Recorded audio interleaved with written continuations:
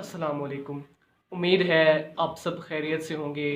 एक दफ़ा का ज़िक्र है कि बादशाह सलामत ने रात को गीदड़ों की आवाज़ें सुनी तो सुबह अपने वज़ीरों से पूछा कि ये रात को गीदड़ बहुत शोर करते हैं, तो इसकी क्या वजह हो सकती है।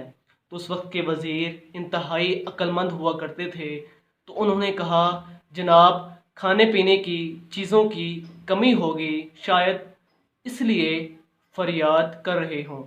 तो हाकिम वक्त ने ऑर्डर दिया कि इनका बंदोबस्त किया जाए।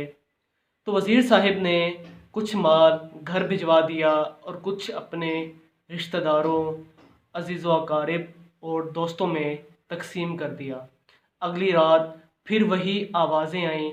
तो सुबह बादशाह ने अपने वज़ीर से फरमाया कि कल आपने सामान नहीं भिजवाया। तो वज़ीर ने फ़ौरी जवाब दिया कि जी बादशाह सलामत, भिजवाया तो था। इस पर बादशाह ने फरमाया, तो फिर ये शोर दोबारा क्यों कर रहे हैं। तो वज़ीर ने कहा कि जनाब सर्दी की वजह से शोर करते हैं। तो बादशाह ने ऑर्डर जारी किया कि नर्म और गर्म बिस्तरों का इंतज़ाम किया जाए। सुबह हस्ब मामूल वज़ीर की फिर मौजें लग गई।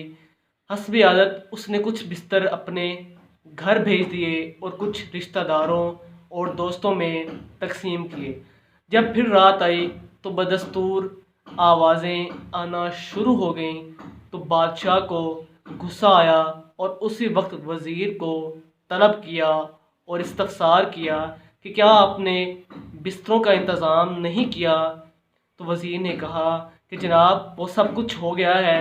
तो बादशाह ने फरमाया, फिर ये शोर क्यों कर रहे हैं। तो वज़ीर ने अब बादशाह को मुतमईन करना था और ओके की रिपोर्ट भी देनी थी। तो वो बाहर गया कि पता करके आता हूँ। जब वो वापस आया तो मुस्कुराहट लबों पर सजाए आदाब से अर्ज़ किया कि बादशाह सलामत ये शोर नहीं कर रहे, बल्कि आपका शुक्रिया अदा कर रहे हैं और रोज़ाना करते रहेंगे।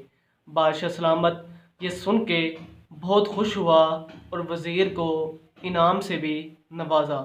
अब यही हाल हमारे मुल्क का भी है। बरसात और सैलाब की वजह से टेंट और तिरपाल गरीबों को देने के बजाय अपने मनपसंद अफराद में बांटे गए।